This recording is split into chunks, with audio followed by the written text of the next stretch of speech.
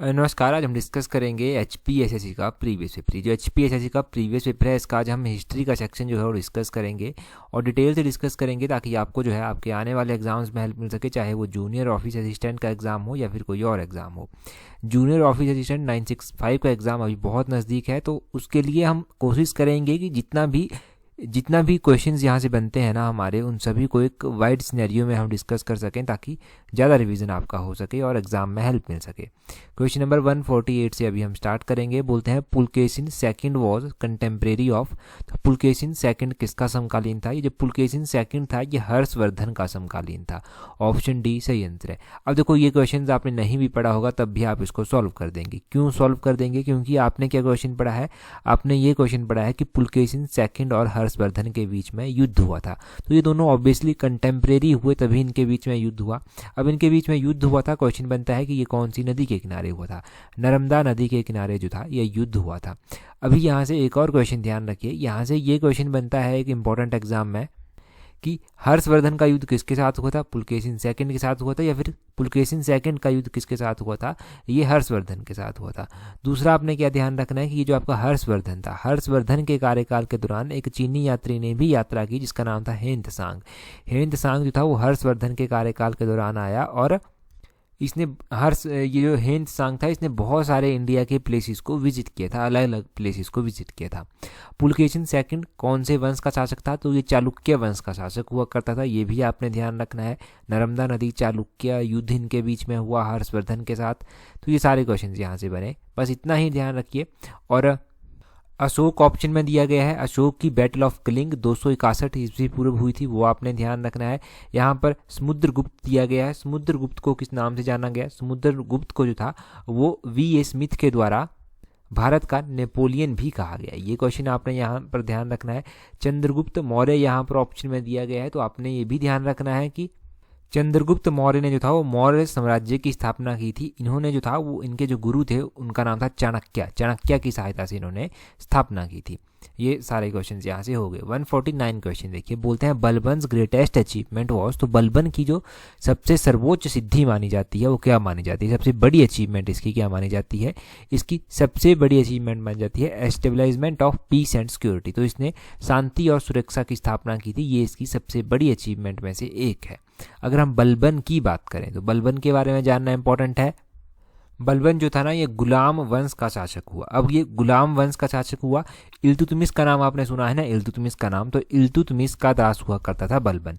बलबन इल्तुतमिश का दास था, पहले ये ध्यान रखना है। इसने जो एक पॉलिसी थी इनकी, जिसको रक्त एवं लौह की पॉलिसी भी कहा गया, ब्लड एंड आयरन की पॉलिसी जिसको कहा गया, वो भी बलबन के द्वारा स्थापित करवाई गई थी। इल्तुतमिश ने एक चालीसा ग्रुप का जो था वो गठन किया था। बलबन बाद में आया, बलबन ने इस चालीसा ग्रुप को जो था वो समाप्त कर दिया। बलबन ने जो था वो नौरोज प्रथा जो था वो स्टार्ट करवाई थी। ये ध्यान रखिए आप। नौरोज प्रथा किसके द्वारा स्टार्ट करवाई गई? बलबन के द्वारा स्टार्ट करवाई गई। और इल्तुतमिश का भी आपने ऐसा ही क्वेश्चन ध्यान रखना है कि इल्तुतमिश ने सिक्के चलाए थे। इसने चांदी का टका चलाया था और तांबे का जीतल चलाया था। ये क्वेश्चन ज़रूर ध्यान रखना है। और ये जो गुलाम वंश है, इसके संस्थापक, अगर हम स्थापना की बात करें कि इसकी कब की गई थी, तो गुलाम वंश कुतुबुद्दीन ऐबक से मुख्य रूप से माना जाता है कि यहाँ से शुरू हुआ।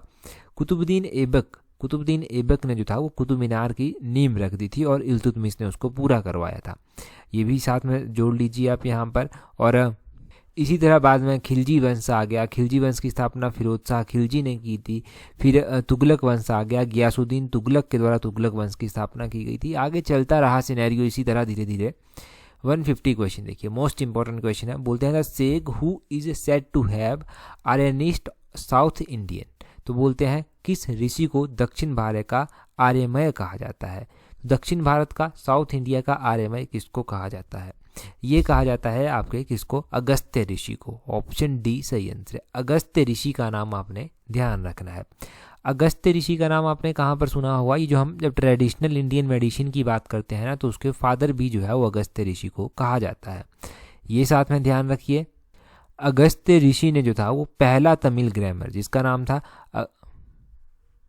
अगात्यम जो था, इन्होंने इसको कंपाइल किया था। और इन्होंने बहुत ज़्यादा काम किया। इनके काम के बारे में बात करें तो इन्होंने जो था जो इंट्रोड्यूस किया था सिलाम्बम क्या है, एक एंशियंट वेपन बेस्ड एक मार्शियल आर्ट आप कह लीजिए ये है। इन्होंने वर्मा कलाई को भी इंट्रोड्यूस किया। ये एक एंशियंट आर्ट है जिसमें बॉडीज़ के ज़्यादा पार्ट को इस्तेमाल किया जाता है। इन्होंने जो था थ्योरी ऑफ इलेक्ट्रिसिटी जनरेशन को भी जो था इन्होंने इसके बारे में बात करी थी।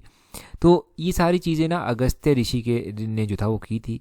यहाँ पर वशिष्ठ दिया गया है। वशिष्ठ आपको पता है क्या है, गर्म पानी का चश्मा भी है एक हिमाचल के कुल्लू में।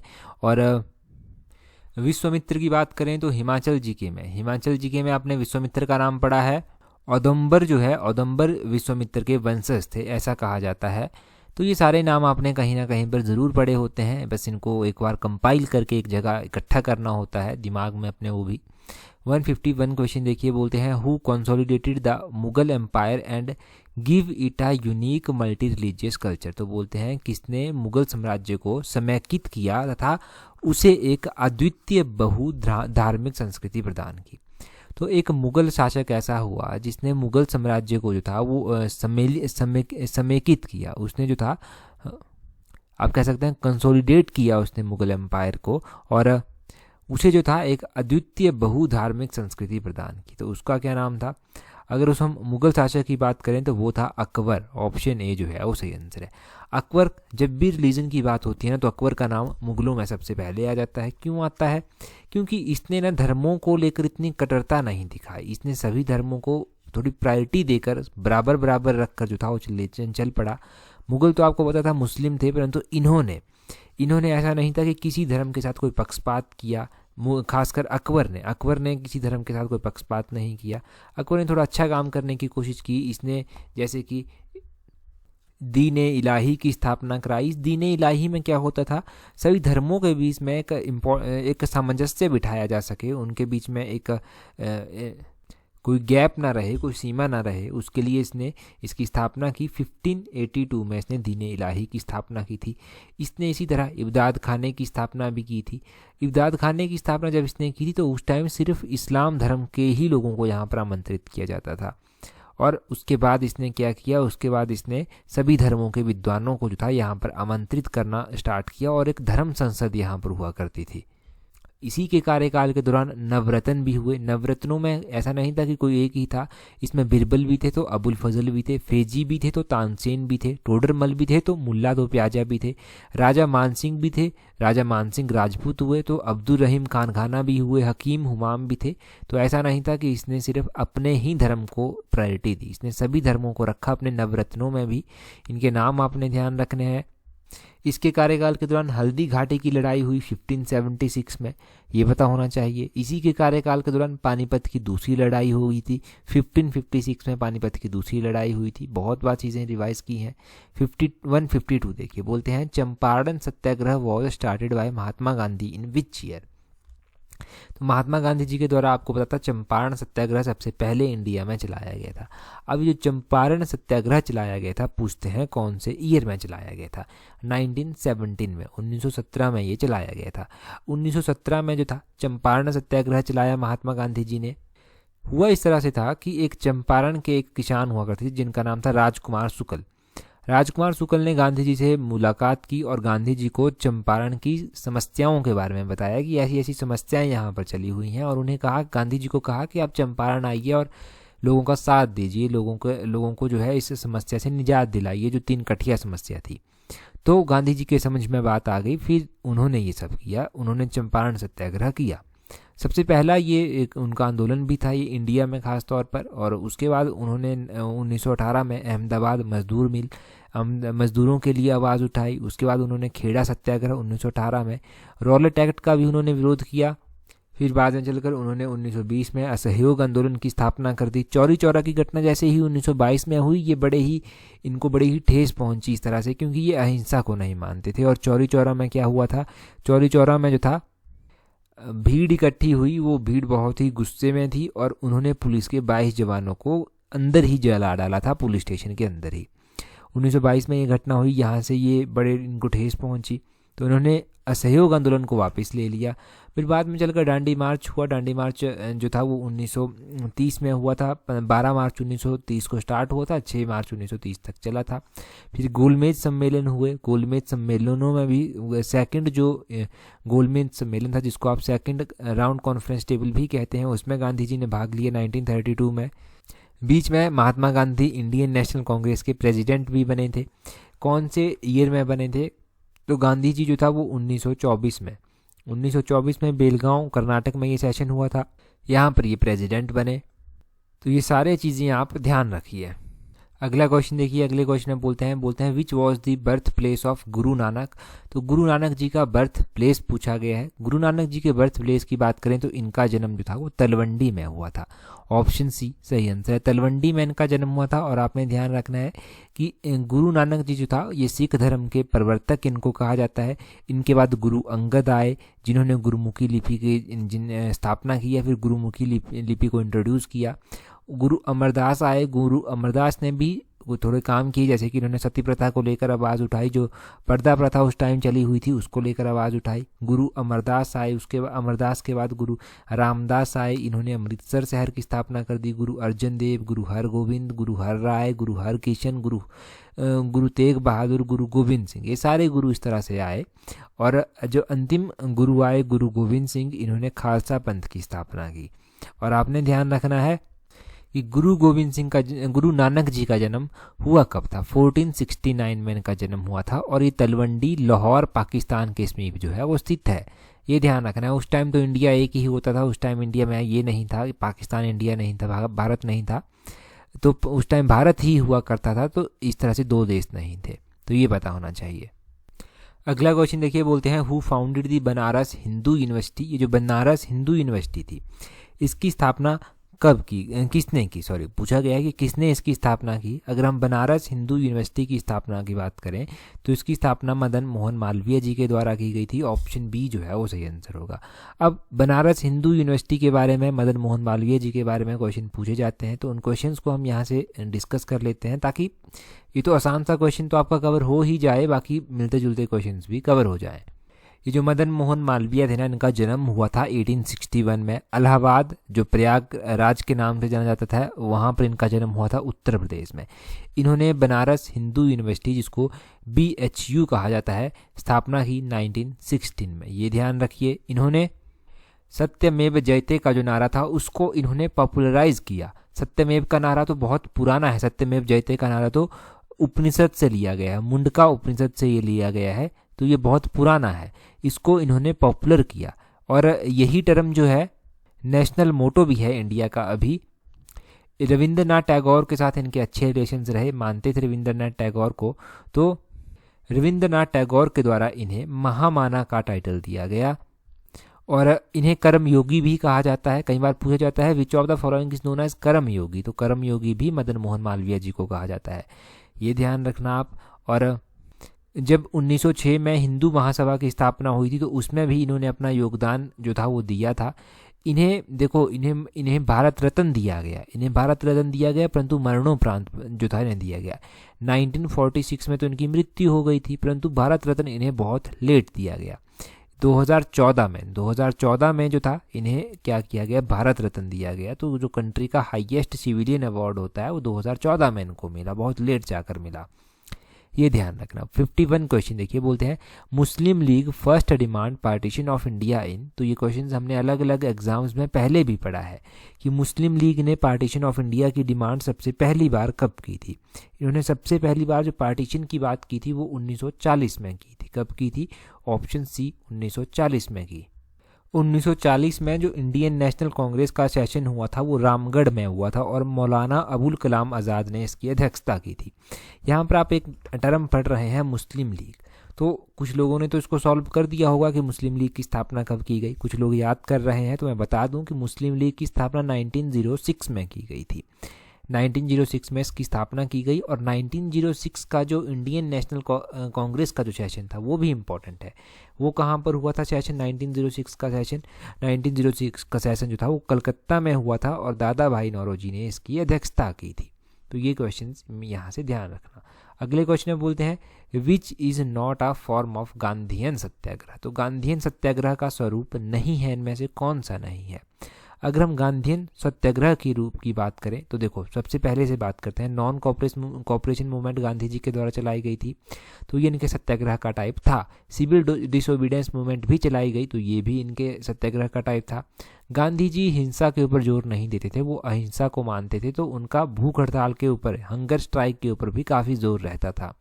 ये भी इनकी एक सत्याग्रह का टाइप था। हिजरत इनकी सत्याग्रह का टाइप नहीं था। ऑप्शन डी सही आंसर है, हिजरत इनके सत्याग्रह का टाइप नहीं था। अब आपको समझ नहीं आया होगा कि हिजरत होता क्या है। हिजरत का मतलब होता है इमिग्रेशन। अब ये इमिग्रेशन का मतलब कुछ को पता चला होगा, कुछ को नहीं पता चला होगा, डाउट में होंगे ना कुछ थोड़ा सा।